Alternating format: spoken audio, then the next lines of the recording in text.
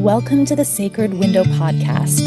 Here, we look closely at the intersections of the postpartum window, the Ayurvedic perspective on health and healing, and the universal mother principles that are the keys to giving and receiving effective care. Hello, I'm Christine Devlin Eck. I'll be taking you through interviews with professionals who are making a profound difference in the lives of their clients, conversations with individuals brave enough to share their stories of vulnerability as a way to lift up others, and my own journey through birth, parenting, caregiving, and building a conscious business. We are here to honor the sacred windows, the profound transitions in life that give it all meaning. Welcome to the conversation. And I will never be the same again.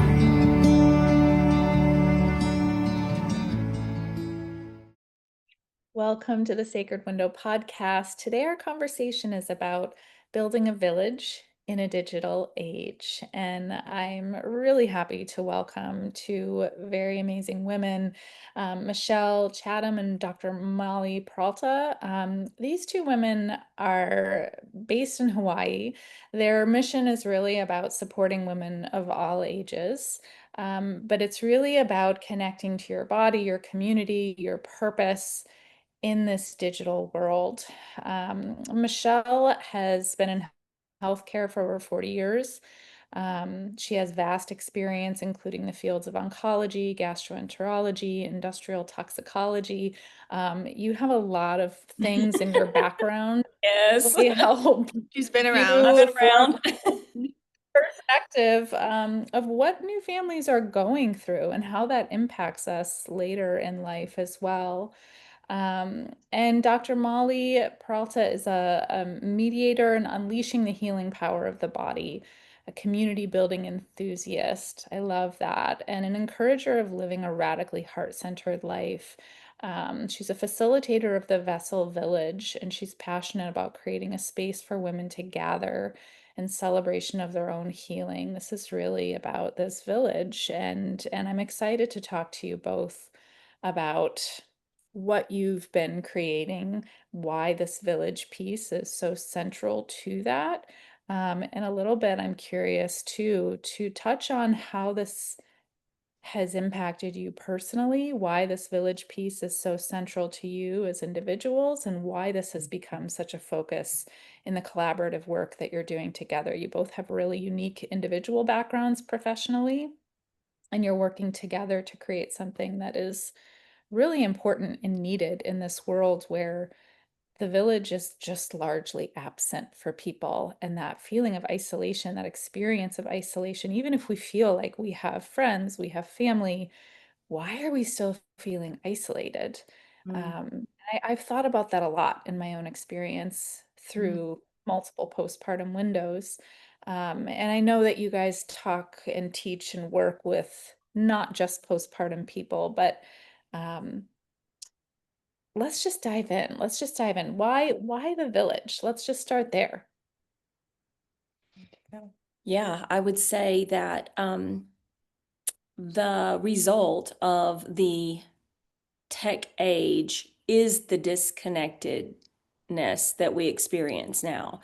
That somehow over the last few generations, and even in my lifetime, watching the internet come on, and now there's a computer in our hands, and there used to not even be one in the home, right? I remember like raising my children. I have 5 children. The primitive way that I did that was, cooking over a wood stove in the winter and heating our home with wood and all of those very grounded type things, and yet have simultaneously watched the penetration and the migration of of technology through our homes, through our lives, through our beings, to where now people, instead of going to their elders or someone in the family or even the black sheep of the family to ask a question, they go to their devices, right? So there's a form of independence and solitude that's maybe not necessarily original to the human now. And it has an effect. It's having a huge effect on us as people. Mhm. We are herd animals. We are mammals primarily in our biology. And the connectedness in the field of connection of being together has Mhm. become largely overlooked and replaced with this device. That's the Wizard of Oz effect, right? Where there's some little person behind this thing that we look up to where we go to get our answers. And our mission has become trying to connect people in person in their location in what I call the Maya Wild framework, which is the land, God, and other. So all of our indigenous and tribal experiences were involved in those three connections, right? We had relationship with land because it provided for us. We had relationship with source or whatever people called it in that model, and then we had relationship with other, and that was how we made our way in the human experience, right? And so those things are largely missing. And when you were introducing me, the part that's more recent to my experience is helping families navigate the airway diagnosis or the oral function diagnosis that are so easily handed out to our breastfeeding moms now, Mhm. and creating more disconnection and more confusion and more fear and isolation with names that we're throwing out with what's wrong. I use that in air quotes, what's wrong with our kids. But actually, in the village, we would have come together and there would have been a tutu there, or a Mhm. wise woman, or some kind of a healer there who knew exactly how to heal through connection and bring us all together so that we could use the power of the field to literally hold us up. And then also maybe some handy technology or some kind of modern device, Mhm. right? Mhm. Yeah. And so Ancient future ancient future technology. technology, I call it. It's the bridging of the ancient and the future together that we have the most benefit from right now. So, And one step before that is really like the divorcing of your own intelligence in yes. carrying a child, right? So, like how you navigate the world in pregnancy, how you navigate the world in your birth setting, and being really kind of plucked out of any of the biological function of that and being, yeah, put in this pathological model of healthcare. We call it healthcare. And asking women to question a lot of the information that they're receiving from, right, the land, their self, others, and God. And kind of that's like the first wedge Yeah. that I see. Yeah. I think if you can get a woman to distrust herself, Mm-hmm. then that's the path to control. Totally. And so our mission, I would say, is to restore that unity between the land, God, and other, and also the woman to herself and her Mm-hmm. own intelligence. That's she's not separate from her Right. ancestors are in her bones. She's Mm-hmm. got access to that at any and all times, right? How to access that and what that looks like in the world. And we have access to all the women around us too. And I think that we oftentimes forget that. We Yeah. hear that's one of the most common, probably, what would you call that? One of the most common um, things that women will come to the vessel village that we have online, the online community with is, I don't have community. I don't have anybody around me. Mm, Where is my community? Where are my people? Where are my women? And we're like, oh, they're actually around you. hmm. They're all around you. So, how do we start seeing the women that are around us? How can we start receiving from the women that are around us? How can we start cultivating relationships, intentional relationships? Yes, first it starts with ourselves, it starts with the land, it starts with God, and then that reciprocal relationship will Will build from flow. there. Yeah.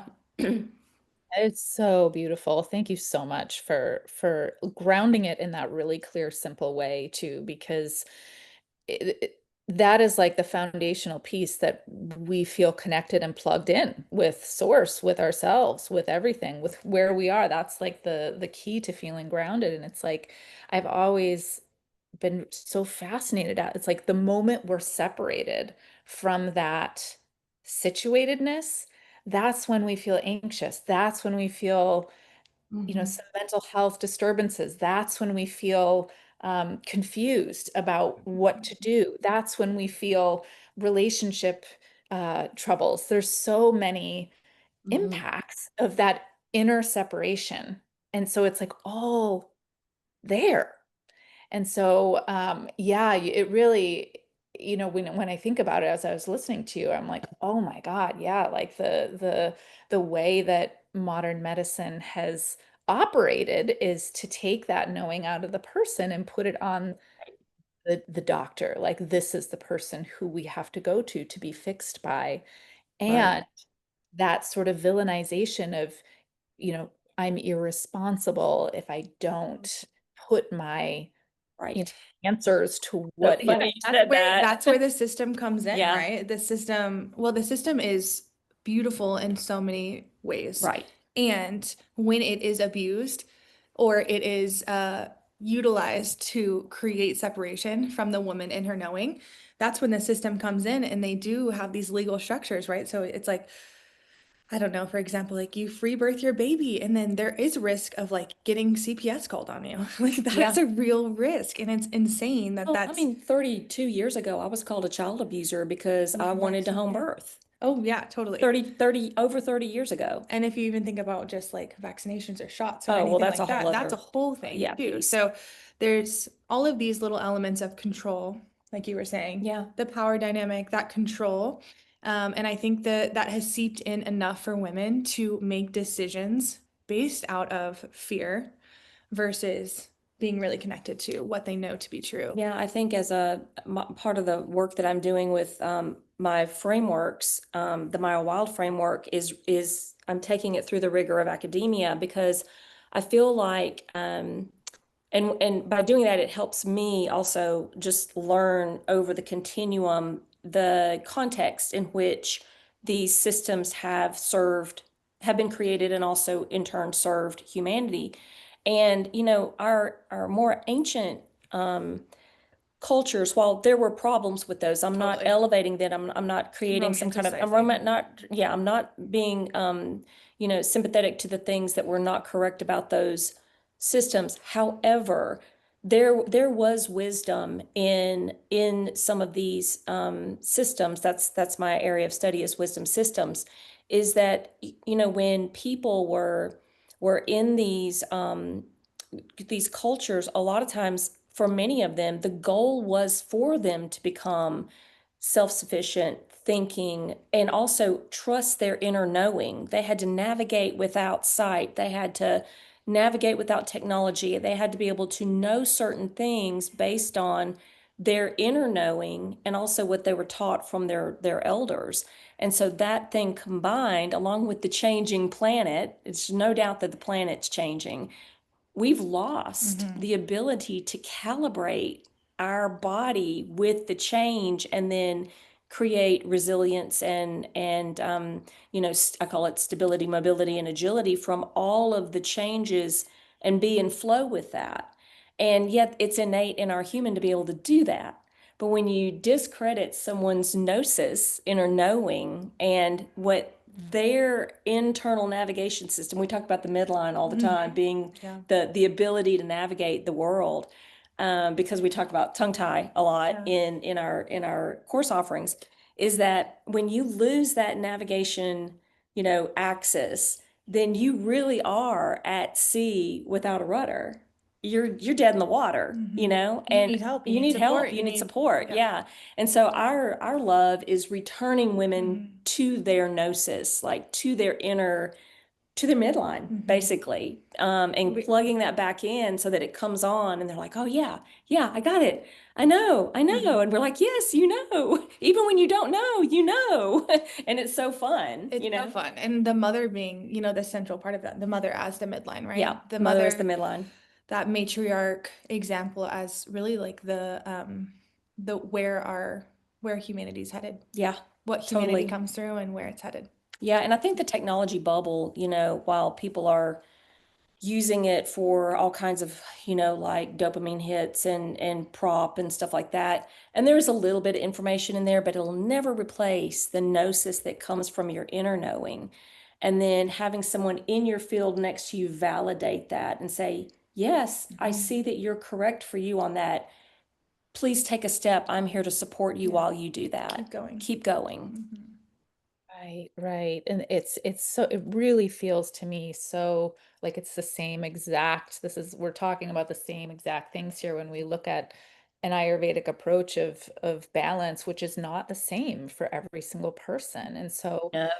so much of modern, understanding of health and wellness is like, this is healthy and this is not, or this is right and this is wrong, or it's just a blanket, if I believe this, then this is all the things that go with that. Or if Right. I, feel this, then all of these things have to go with that. And I love and feel so strongly that the whole point of living and health and life and honestly is just to understand the unique needs Yep. and principles of self, which is so unique to anybody else, and finding a guide map to help us do that. And then when we're caregiving for others, whether it's our children, our partners, our clients, like helping them to do that as well. That is like the best thing we can possibly do as a care provider, is to help that person understand themselves and to have that discernment of like, okay,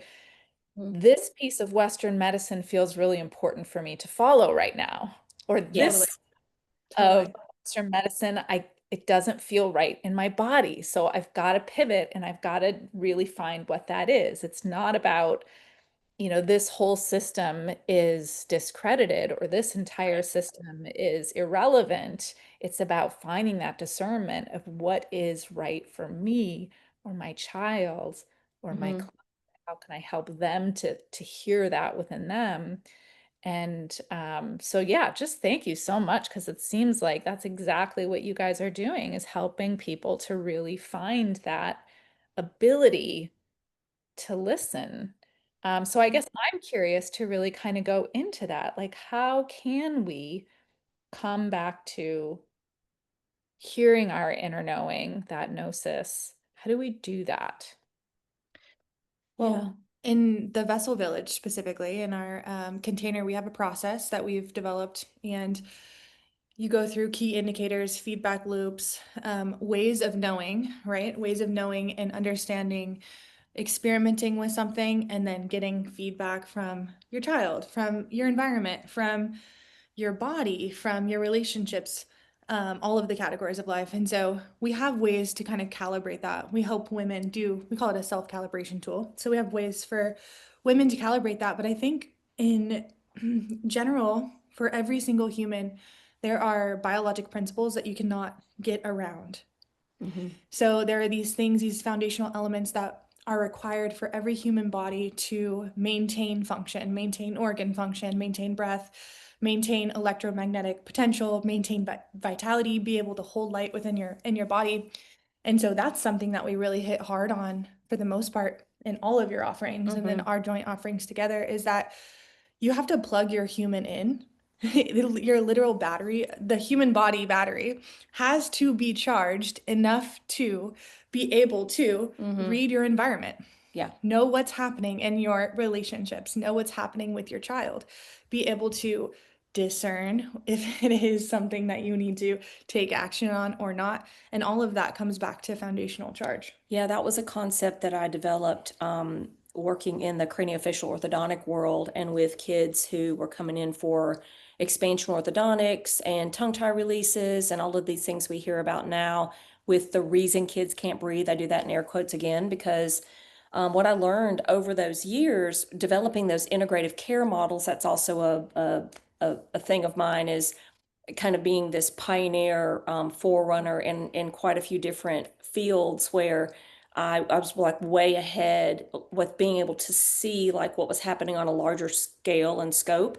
So a lot of the integrative care models that we have now related to laser tongue tie release and integrative body work and things like that were things that I was on the forefront of 15 years ago, and started one of the first integrative tongue tie care clinics in the United States. And so what I noticed by doing that though, and also working with kids who were going through expansion orthodontics and wider palates and looking at craniofacial changes in kids, was that even with the best of that care, like the best treatment and the best myofunctional therapy, I was a myofunctional therapist, IBCLC, and I'm a massage therapist and a bunch of other things.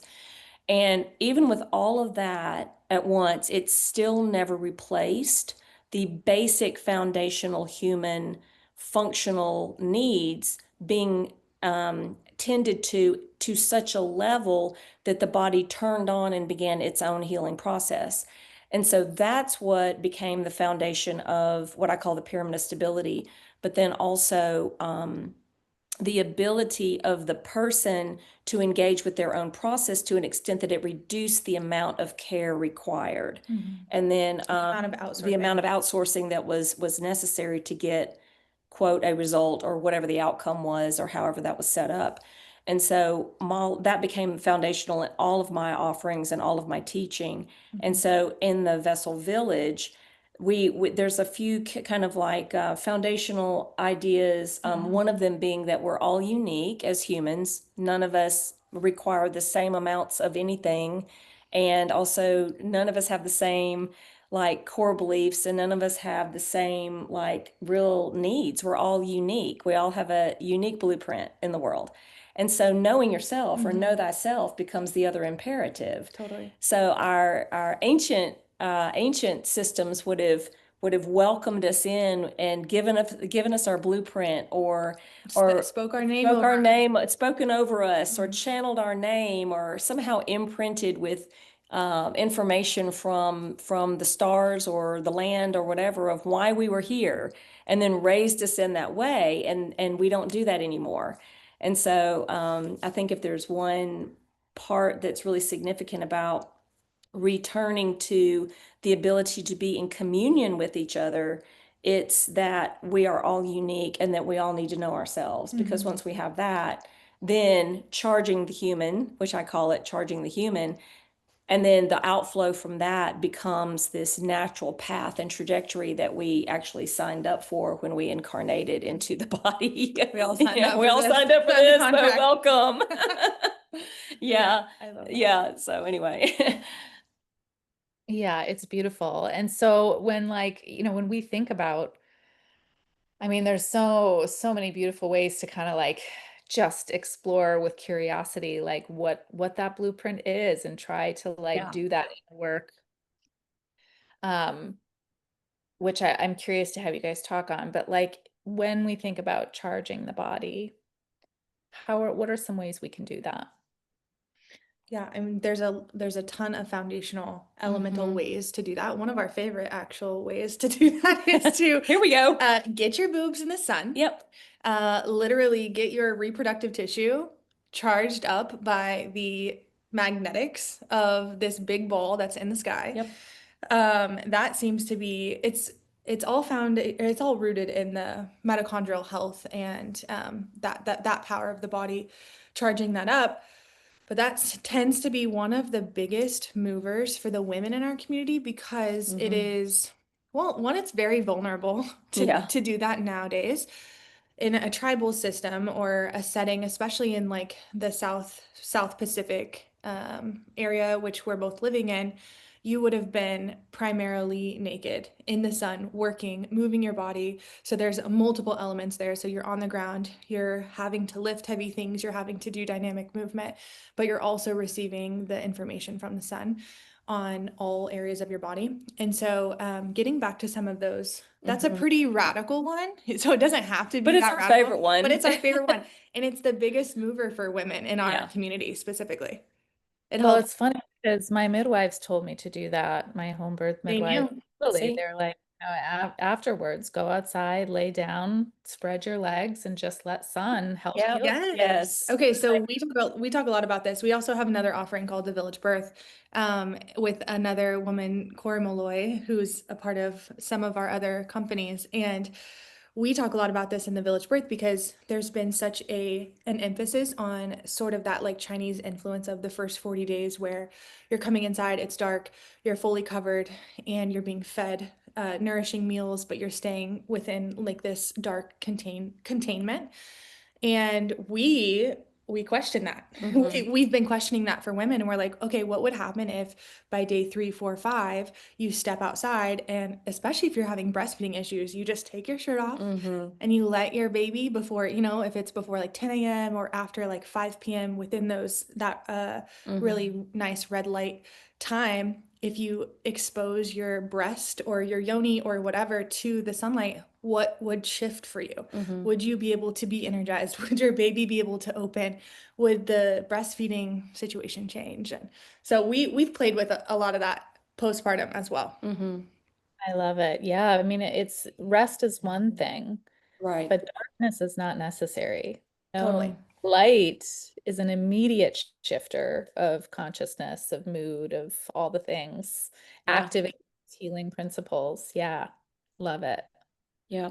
Yeah, so that's our favorite, boobies in Yeah. the sun. And I would say also, like in the spirit of know thyself, when we talk about food, that's like the biggest individuator of I would say anything that you consume, right? It's also a big block for women. It's a big block for Yeah, women. that nutritional sphere. Nutritional piece. That's another aspect of our humanity that's been outsourced to, if you want to call it corporate influence, or even just government influence. And people aren't really paying attention to how they feel in their bodies. And yet I come from a medical background, and I know lab work enough to be able to look at it and be like, sis, your blood sugar hasn't been below 125 for a long time. So, what's up with that? And so there's aspects there that, fortunately, we do have the ability to look at things from a quantitative standpoint, but also we are missing the connection to the qualitative piece Totally. of what we consume and the impact that it has on our bodies. We're so out of touch. It's interesting too, just thinking about, the governmental influence and then industrialization, right? What's happened with like quality of nourishment. And so I'm talking nourishment in all ways, not just like GMO food or non-organic food, but nourishment in all ways, and being migratory human beings Right. and moving all over the planet. Yeah. There's something that is talked a lot about in the quantum biological world, but it's like in New York City in the winter, somebody's eating a banana from Mexico, and like, Yeah. what is that doing to your nervous system? What is that doing to the barcode that your mitochondria stamps whenever you ingest a piece of light, essentially, right? It's like From another location. from another location in the Yeah. form of light from another location. And so those are just questions that we pose, not Yeah. necessarily judgments, but they're questions that we pose and get women in our communities thinking about. It's like, okay, how can I actually root down here? What is around me? What is seasonal? What is available to me in my immediate community? And then what's the feedback that I'm receiving? I would say that's probably been the biggest opportunity and challenge at the same time, is to help a woman differentiate between what's programming and So good. what's correct for her, and noticing in a feedback loop what's happening in her body. That's been the biggest opportunity for women, is that when they say something, I'm like, okay, so where did that information come from? What part of you is actually identifying with that and what's not? Because when you take this action with this program or this information that you're just following without thinking about what that's doing in your body, then you're disconnected from yourself. Where's the connection point of you being able to start the shift with noticing in your own body what that choice is doing? And actually the place that we see this the most is in the practitioner model. Oh, huge. Because it's like whenever you go in, especially if you're going into any type of doctorate program, it's like it is a water hose of information, and like it is pounded into you for 3.5 years, 4 years, whatever it is. And you are just stunned when you walk out of there. You're like, who am I? What do I know anymore? Everything, it's a program. You're literally in this intensity of a situation, any certification really. You're in a short duration of time. They're programming in this ideology or this way of doing things. And so to unplug from that, you risk a lot of social credibility. You risk knowing who you are, like what has just been programmed into you, the confusion piece. Yeah. You risk There's legal ramifications. there's legal there. ramifications too. So Yeah. we talk about the deprogramming, the unlearning Talk a lot about deprogramming. in a lot of spheres, but I feel like the practitioner sphere is very relevant for that. It's a big one. It is, and it's right tied into that idea of balance. Like it's so imbalanced to assume that like all of my expertise has to come from things that I have learned from others telling me. Right. Yeah, from your textbook. Right. Yes, it is ultimate programming. Yeah. And it's leaving out the most important component, which is we are this divine being that has all the answers already, that's plugged Oh my, in. So how do we right. read it from Right. within? Yeah, Also, that community, that brings me back, to think about like the community aspect of it, because you guys mentioned at the beginning of like, tapping into the other people in our sphere who are also like thinking deeply about these things. And it's like a good conversation with a beloved, well-respected friend will like open up all kinds of like, ideas are firing and things that I'm remembering, and it awakens that inner knowing for myself to be in communion and be in community and conversation with others who are sort of doing the same thing in their own way. Yeah, very cool. How are you sharing your gifts and passion for caregiving with others? In a world where education and awareness around the postpartum window is lacking or missing from our modern systems, we have a profound opportunity to shift that paradigm. You may be a few simple offerings away from making a truly impactful difference in the lives of mothers and families in your community. We are here to support your journey in the ways that work best for you.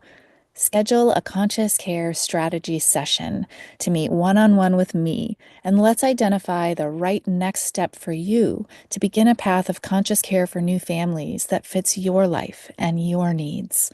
Visit www.sacredwindowstudies.com/strategy-session to schedule a time that works best for you.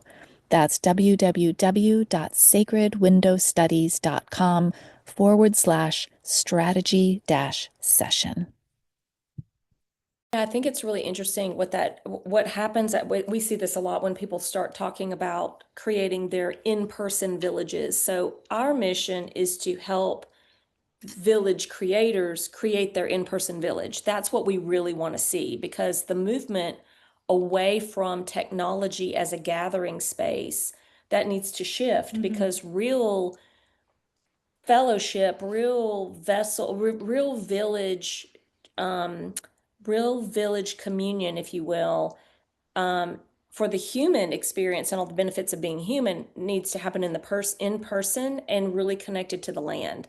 That's in our minds, that's the ideal scenario, is in person in a location together, because through that you use all of your human capacity, right? So we're limited by a screen right now. However, if we were in person, you would have a completely different sense of me than you do right now, because you can smell me. You can feel the light coming off my body. You can, see the way that I hold myself more intimately, right? What I'm doing with my feet, you know what I'm saying? There's a There's resonance a with just resonance feet there, right? being So placed. Yeah. there's a field of information and mirroring that happens when we're in person. So our desire is to see women facilitate their villages on the local plane, because that maximizes the human experience, right? So what we're doing in our virtual digital community right now is helping women understand who they are and how they navigate in the world so that they're able to magnetize the women that they want to be in community with Yeah. or create villages with. And so we actually put together like a little PDF recently for them. All the women in our community, it's like, okay, what are the practical steps to literally just creating community around me?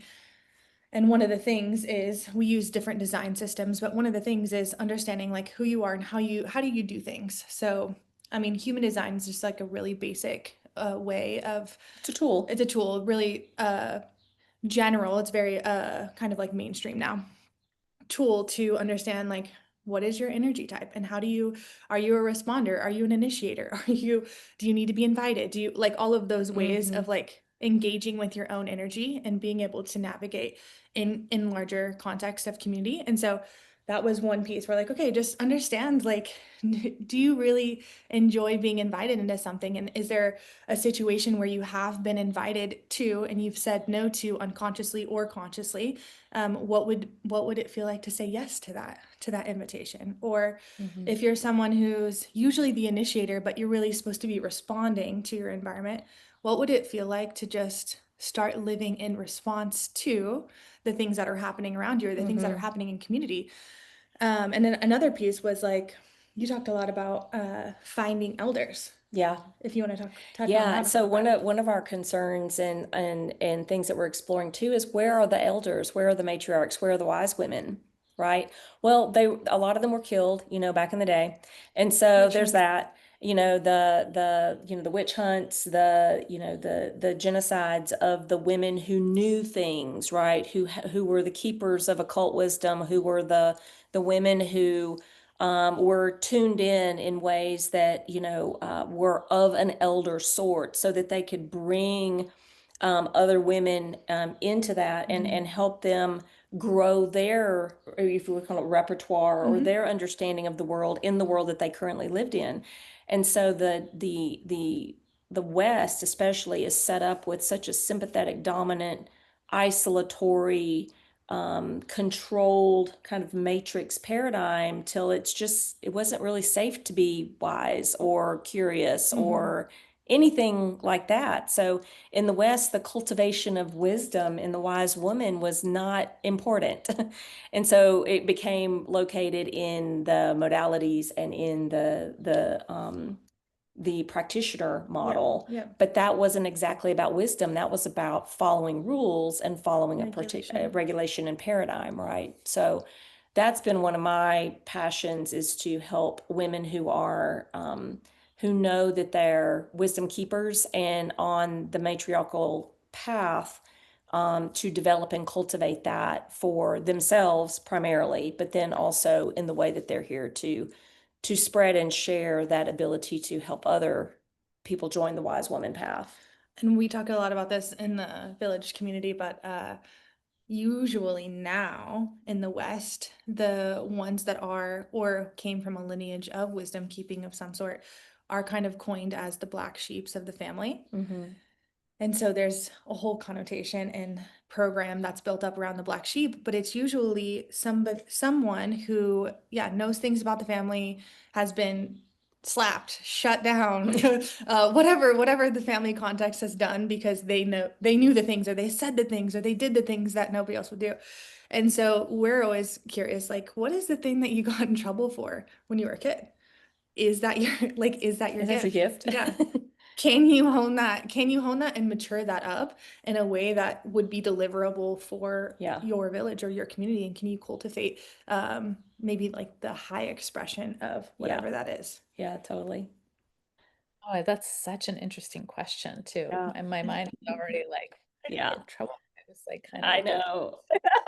But And but there are there we were all kind of things. know. Yeah, exactly. Yeah. I think So there's a certain amount of boldness that wants to be given permission and cultivated in women, that's it's not a it's what is it? It's not a self-important demonstration. It's a mature, restrained inner knowing Mhm.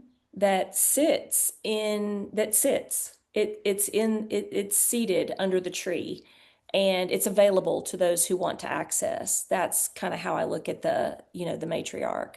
um she's not out there like pounding it into the world. She's the available well, Mhm. for the women who want to partake of that. And most of the time, she's cultivating in her own life. Yeah. She's Oh, the cultivator. she's a total, like, congruent witness for the lived beliefs and lived experience Mhm. of her Mhm. life. Yeah. Mhm.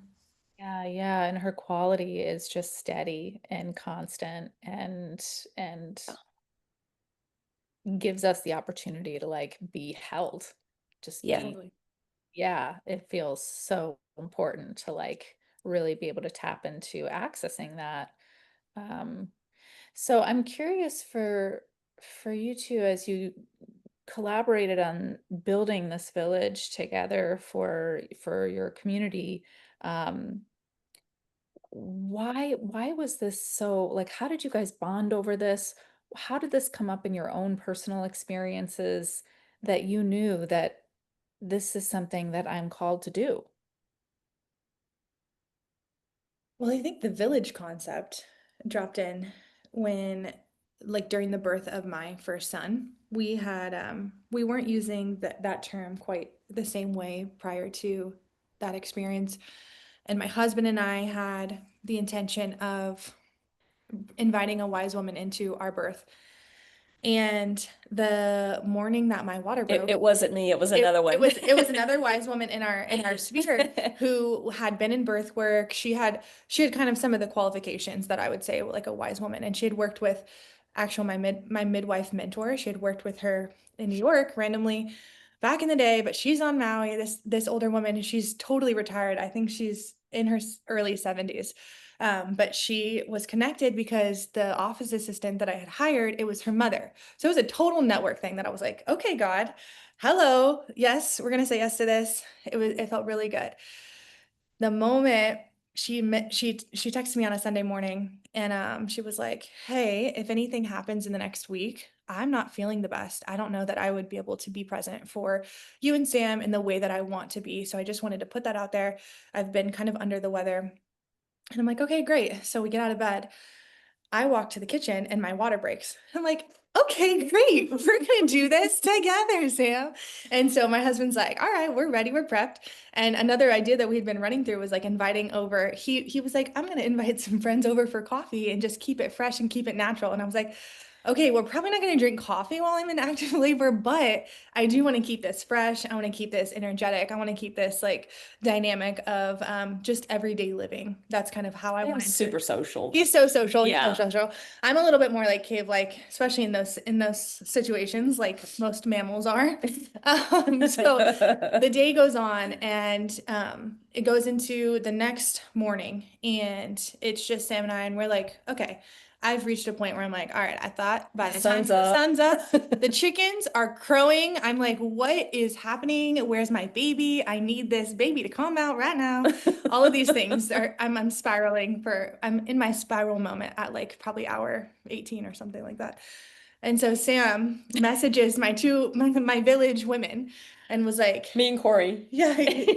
And he's like, do you guys want to bring some coffee for Molly? We're having a minute. We're having a moment here, and we just need some support. And I'm Michelle's laughing like, because I know she didn't. she didn't ask for coffee.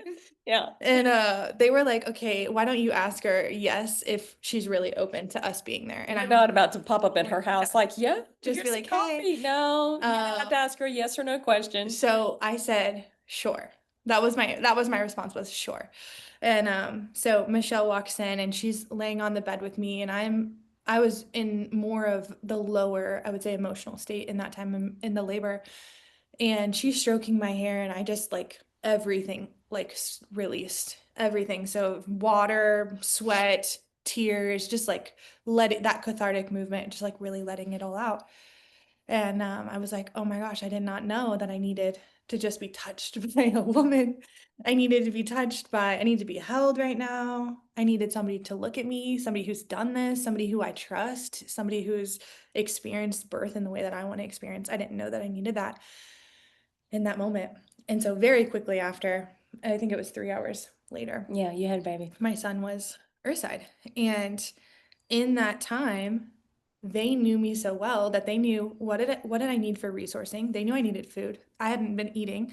They're like, okay, let's get you some papaya. Let's get you some things that are from the trees in the ground, like all the things that you eat. I know where your adrenal cocktail mix is. I know where the things that you need, because they knew who I was. And so there were so many beautiful parts of that birth. But one of the most beautiful things that was birthed from that experience was this concept of really being held by women who you do life with and you are in village community with. And we started using the word village after that, like very, very regularly. And so we were like, okay, what would it look like for you to know yourself enough to be able to call the women around you and ask for things in a very clean way? Hey, I need this right now. hey, I would like support to look like this.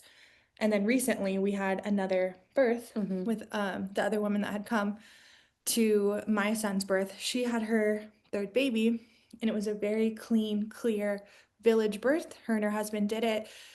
We came in after, we supported her in the ways that we knew she wanted to be supported because she had made it very clear before. This is what I'm expecting, and this is what I would like for you guys, how I would like for you guys to show up.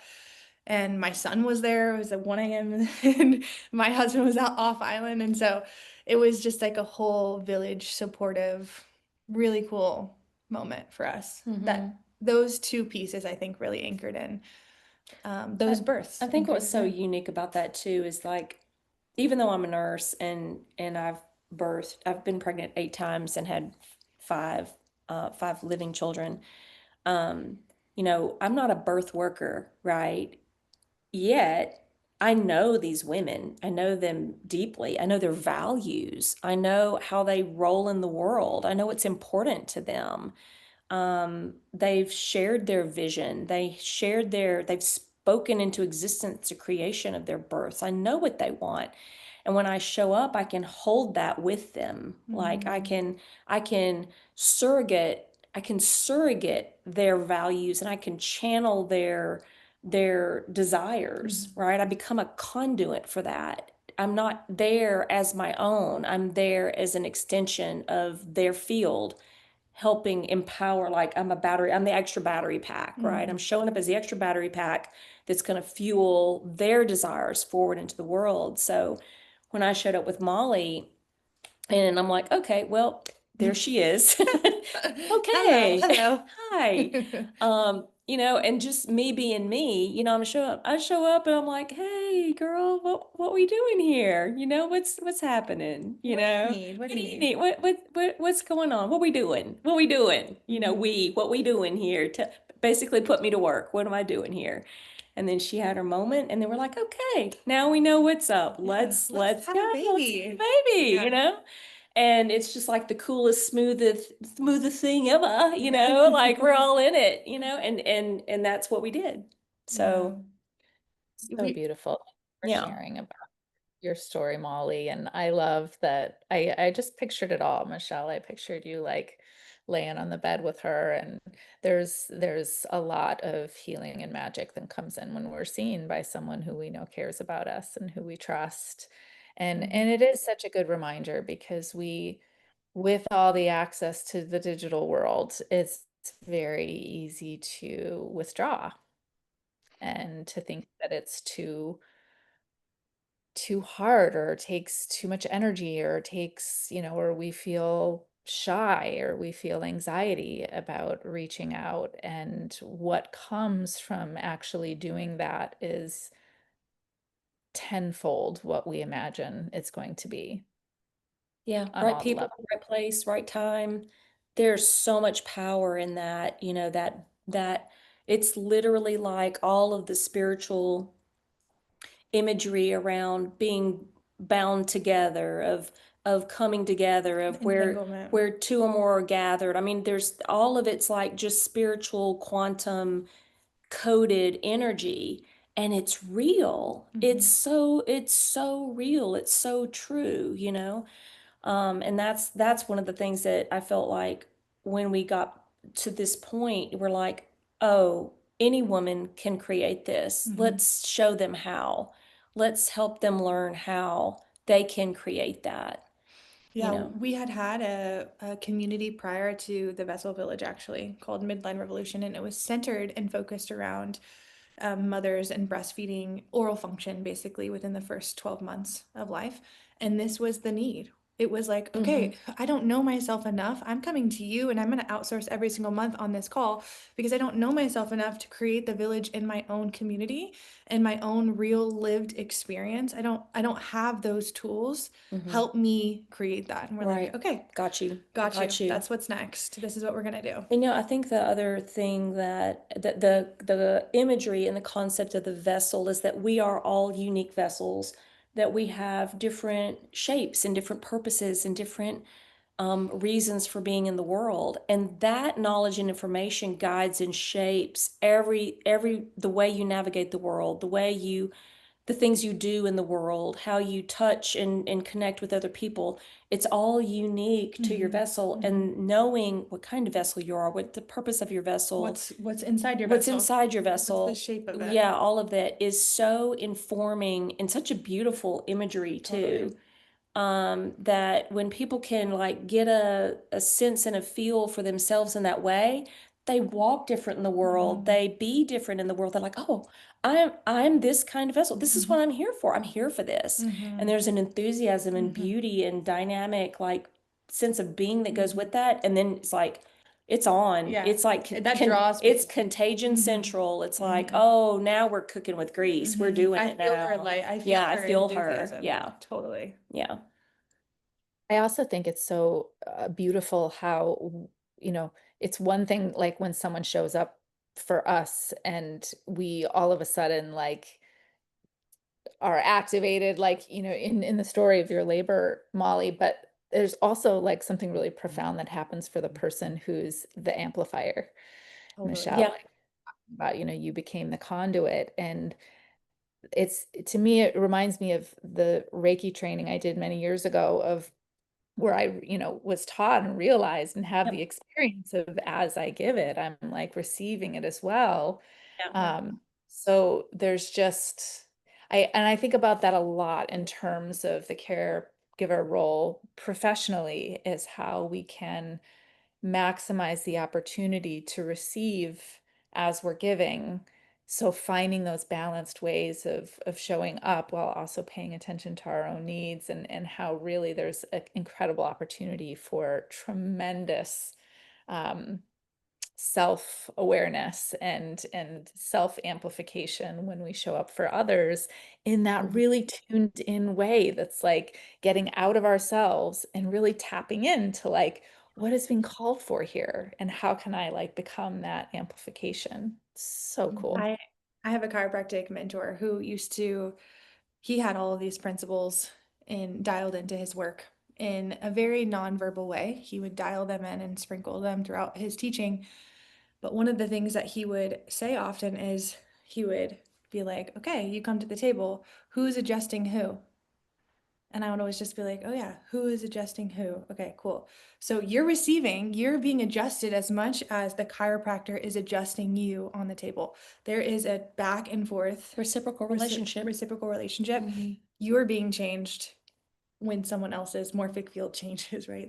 That goes together. And so Yeah, that's one of the principles I use in the Postural Blueprint Method, which is dynamic infant movement, where the mirroring of the mother with the child in their movement, which absolutely changes a lot of 100%. trajectory around the way a child takes on their shape and then grows their craniofacial trajectory. And so by creating Postural Blueprint Method, you know, it's a triad of the facilitator, the mother, and the child, right? And so that triangular model is it rotates all the time, right? Who's receiving, who's giving, who's calibrating. And then like when we went to Corey's birth, you know, it's the middle of the night and it's just down the street, right? And so she had the baby. We come in, and then she actually went to sit on the back toilet, the yeah. toilet, yeah. To So, pee after you know, placenta. I'm going through my checklist. Okay, did she pee? Has she done it? You know, I'm doing my nurse thing, right? I can't help it. And then Molly's doing things too, you know, and so the baby and I are sitting on the bed, and I'm plugging him into my midline, and we're doing like dynamic infant movement in the Postural Blueprint Method with this baby, because I know that Corey, you know, That's what she had that's her asked for. core value. Yeah. That's a core value for her. So I'm facilitating that while she's like peeing and I'm holding her child. And I'm not just like swaddling this babe. I'm following this babe. I'm like, okay, let's do it. We got this. Unwinding, We're yeah. unwinding. We're opening up. We're breathing. We're changing, you know, the cranial structure, like right there. We're doing the unfurling, and it's so amazing. And Corey's like sitting on the toilet going, this is so cool. I'm so happy right now. Baby's like 1 hour old. Yeah, 1 hour old, and he's like doing all this like wild, like amazing like stuff, and It's such a he and I are doing it together, and Molly walks in and she's there, and I'm it's just like, just that's it's like amazing. you know, it's like everything that So much that light, just yeah, so much light Yeah. happening in that red lit midnight space, Yeah. you know, so beautiful. Yeah. The mirroring element. Yeah, the mirroring element. Hmm. Well, I feel like I could talk to the two of you Yeah. really, We've really reached long our time. limit. Yeah. But I also feel like there's probably more that needs to be talked about in the future. So we'll work on that. But in the meantime, I hope that for those of you listening, that this conversation that really prioritizes the healing, the centering into self, the balancing on all levels that comes from village support that is active, that is person to person in real time and space, that is touching, that is seeing, that is holding. I hope that this conversation has really triggered an opportunity for you to reach out and make something like that happen today, whether it's like, holding your partner's face in your hands and just looking for a long time at each other's faces, or maybe it's like, just snuggling with your kiddo for a while, or maybe it's like getting together with that best friend and holding hands over tea, like whatever needs to happen. It's probably something that can happen literally today. So find that opportunity. And so Michelle and Molly, can you tell us a little bit about how people can learn more about your work and get involved? Yeah, so you can find us both at the Vessel Village. That's on Instagram. And we are actually opening enrollment from August to September for our like second cohort is kind of what we're calling it. Second round of village enrollment. And we do 2 live calls a month, and there's an active community attached to that as well. And we sprinkle in different offerings throughout that. When you're in the Vessel Village, you also get access to every course offering that we have. So we have quite a few, and we can link the website for all of the course offerings. The next, Some are clinical, some are conceptual. I think one of Mhm. the ones we're getting ready to release is Your Mother's Money Story. So we're Yeah. going to talk about the programming of sex and money from the mother at a young age and how to actually work through that for yourself so you know what your own values and beliefs are. Yeah, which is going to be huge for our community. So you can purchase the courses a la carte, or you can join the community with the enrollment period. And then we're also over at the Village Birth, and so you can find that online. We have a podcast with our other co-host Corey Malloy called the Village Sessions Podcast, and that's kind of where the Village Birth stuff is housed for the most part. The Village Birth course is a course for mothers or women wanting to be mothers that takes you through this primal movement algorithm from Global Bowspring, John and Desi Springer, John Friend and Desi Springer's creation. And we walk through all of the self evolution, the radical responsibility elements of birth and labor, and then also that physical part and the resourcing part that's required to really be like a conduit for what your desired birth is, right? So Yeah. it doesn't have to be necessarily home birth. There's a lot of hospital birthers that Yeah. are in there as well. And so just getting the outcomes that you desire in birth, and that's kind of where we do that at. And Molly has a chiropractor course, actually. Yep. She has a chiropractic adjusting course. I have another venture called Rooted Families with Corey Malloy at coreymalloy.com. And that's where I teach the Mile Wild framework, which is the setting up of the outcomes and values around the compassionate framework of the land, God, and other for the Mile Wild philosophy, and we teach there in Rooted Families. And then also I have some offerings called True North Woman, True North Man. So it's about that navigating time space continuum and the way you do that from an individual self-knowing standpoint. Also work with couples in that way as well. So we have a lot going on. Just a few And just a few things. things. Yeah. And yeah, it's a good life. Yeah, it's a good life. It really is creating because we have the energy to do it. So Yep. we're That's part of our design. yeah, we're creators. And I find too, for me, it's like it's part of that coming back to self and like charging, like the work when it's like feeding the calling that's inside. It's not depleting. It's like Totally. it builds and that Energizing. gives Yeah. us energy to do it. So I Totally. really resonate with that too. But thank you, Molly. Thank You you, so much. Michelle. I know that a lot of people are going to be really fueled up by this conversation. So it's Awesome. delightful to connect with you both here, and we'll look forward to having you back soon. Right. Thanks, Christine.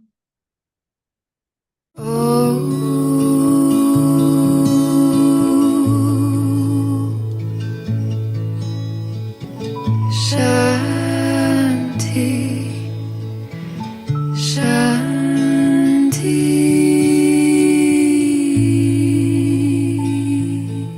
The Center for Sacred Window Studies has been training postpartum care providers, professionals who work with new families, and individuals passionate about postpartum care since 2018.